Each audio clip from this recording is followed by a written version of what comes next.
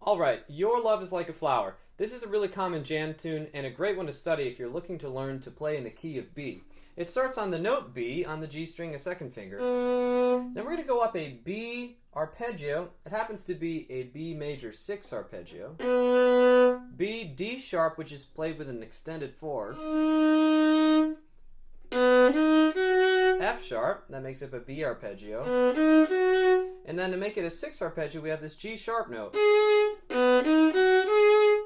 Those are the first notes of the kickoff here. And then we're going to play up to the melody note, which is just B, C sharp, D. Okay, so that's coming from a B scale or B pentatonic scale. So both these concepts are things that you want to know.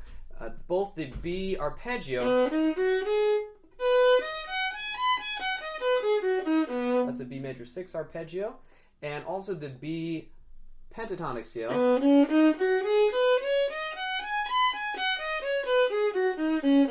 Good scales to practice in the key of B. Alright, so moving on. That's how we started off. By the way, that's a really clever way to start this kickoff on. It's not the typical, right? This one is a big arpeggio, so if you learn that in different keys, it's pretty nice. Again, it's that arpeggio followed by a scale. So if we put it in A, it would look like this. That's the A6 arpeggio. And climbing up to the third of the chord. Or G. That's the G6 arpeggio. And climbing up to the note B. So there's a couple different keys that you can play that in. You can learn that in all the bluegrass keys. That's a great way to kind of take apart a solo like this and make it vocabulary that will come out in your playing. So anyway, we start off with that arpeggio.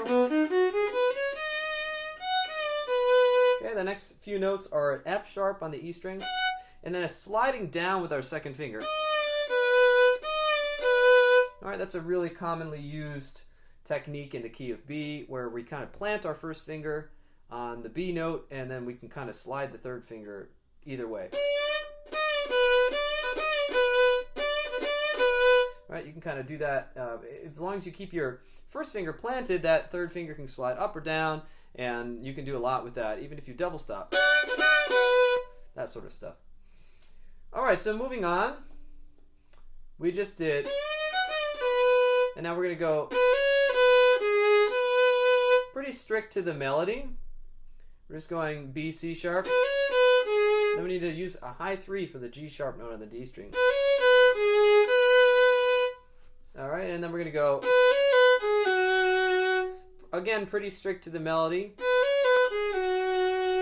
Just a slight embellishment. Instead of, we're using this note here, which is, that would be called a upper neighbor tone to the melody note, which is B. So we're just kind of embellishing the melody by going, yeah. Now this next phrase here is pretty cool. It doesn't start on an E, it actually starts on an F natural. It's kind of sliding into the F sharp note. So you can try that. Yeah. And then we're going to go.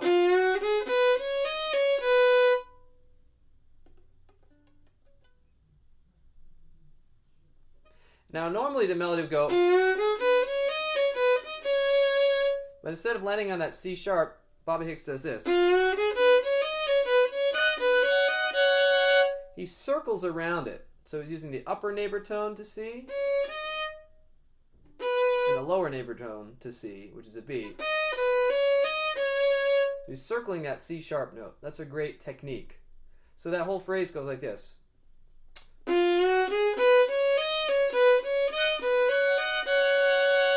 Now while he's doing that little circling of the melody, he's also having an F sharp note on the E string. Getting it, that's the 5 chord, the F sharp chord. He's highlighting that there. Alright. Now the next musical phrase is similar to the first one without the arpeggio. We're just going to start on that D sharp note. This time he's going to use a double stop above. Alright, so that's a D sharp and a F sharp at the same time. Let's see, we got... And then he just plays it really quick right there. So you're playing that note twice. And then we're going to set our fingers for this really cool sound. He uses a B note on the A string and an A note on the D string at the same time. It's this crunchy sound.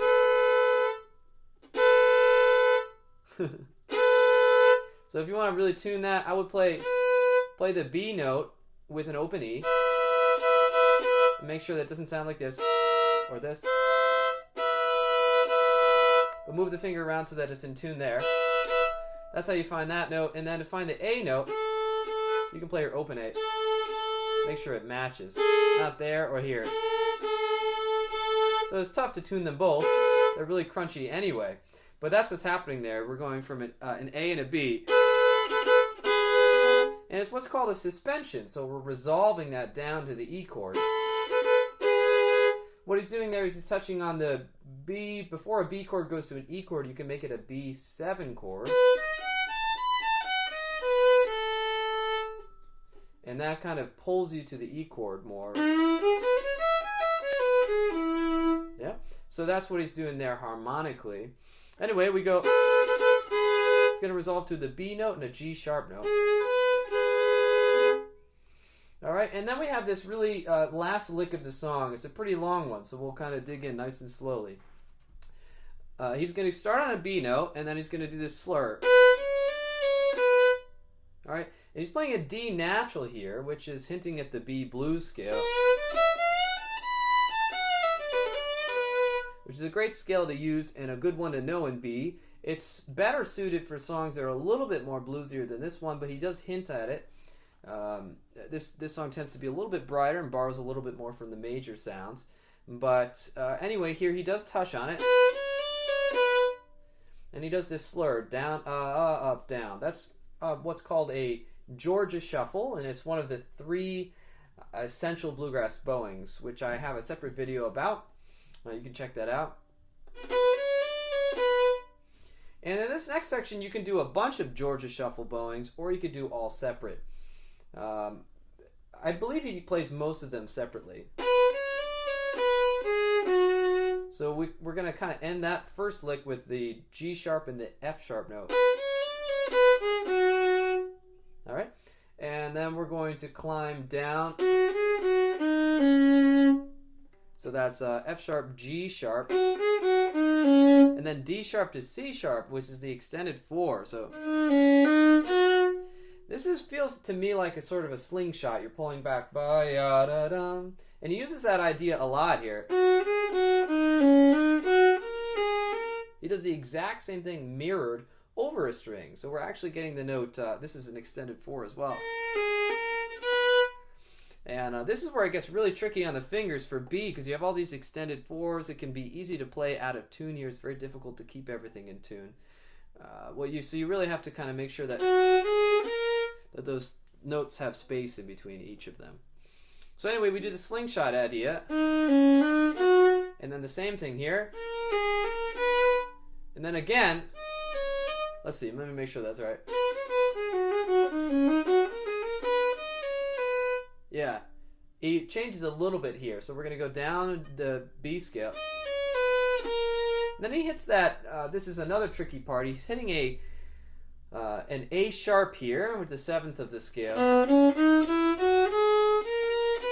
But he's hitting it here this time. Just because of the next notes. There's 2 ways of playing that note. You play it a high 4 or a low 1. Anyway, in this moment, I believe he hits it with a low 1 because of the notes that are around it. Let's see, we have...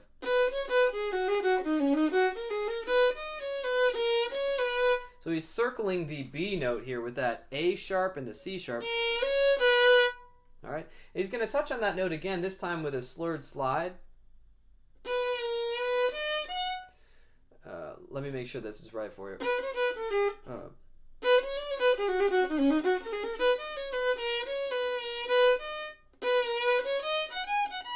Yeah. So this is a great lick here. You can transpose this one. It goes like this. So B, A sharp, B, and then climb up to the D sharp. That's sort of a bluegrass cliche right there. Any variation that you play of that is a good one to know. It's easier if you just repeat the B note and leave out that.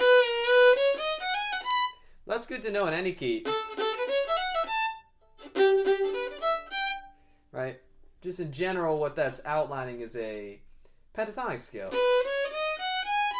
which is the first note of a major scale, the second, the third, the fifth, and the sixth. So we skip the fourth and the seventh. And those are the notes that don't necessarily work all the time. It's a great scale to know and use in improvisation. Anyway, he goes like this. Alright, so those last couple notes are F sharp, G sharp, and B.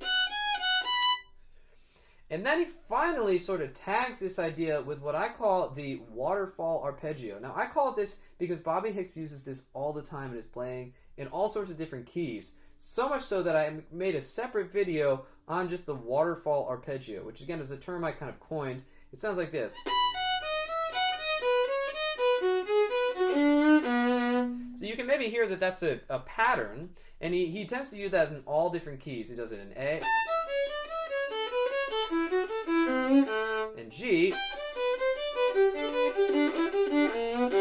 and even F. That sort of thing. And you can apply that. Those are the keys he plays in most of the time. But you can apply that to different keys if you start on just a member of the arpeggio. That's sort of a way to play it in D or C. You can kind of touch on that idea in different keys as well. So check out that video if you're interested. It's a great tag, just one of many that you can have in your arsenal. Great way to fill in space with a lot of notes that are kind of flashy. So anyway, that's how he ends this. I'll break it down in B. So he goes B, F sharp, D sharp. That's down the B arpeggio. And then we're going to climb up. This is climbing up from the B major scale, so it's the note E. And then we're going to start the same thing on an F sharp. Same pattern again, down the B arpeggio, then up the B major scale. Then repeat it again here. Then up the B major scale. You have two notes that are in between an F sharp and a B. He does the G sharp note, which is the sixth. And then this last one you could play here or here. I believe he plays it here with a high 4. So let me make sure I'm getting that all right for you. Oh, actually, he doesn't do it there. He just does a quick slide. So that's a slide from a D natural to a D sharp, basically. And then finally, another tag. It's typical of Bobby Hicks style, playing a bunch of tags in a row. We have another bluegrass kind of cliche. Same thing, just directly from the pentatonic scale. Let's see. Maybe he does a slide. Yeah, I believe he does his little slide there too. F sharp, G sharp, F sharp, and then ending on the B note. I do believe he holds that note out nice and long at the end. That's the thing that I see a lot of fiddle players give up on. They don't hold notes out long at the end of a phrase. And if you strum a guitar, right, and you just let it kind of resonate on its own, that strum is you'll be able to hear the sound of that for 8 seconds or so. Right? If you take your bow off of the fiddle, the note ends pretty quickly, right? And so the way that we imitate the ringing of a chord on an instrument is by making sure we can hold out a note nice and long. And Bobby Hicks had a wonderful tone. He had some nice vibrato in his notes as well. So that's something you can work on separately, and at the end of your phrases adding some nice vibrato. All right, so this is a great way to learn the key of B. Hope you enjoyed this one, and I'll see you next time.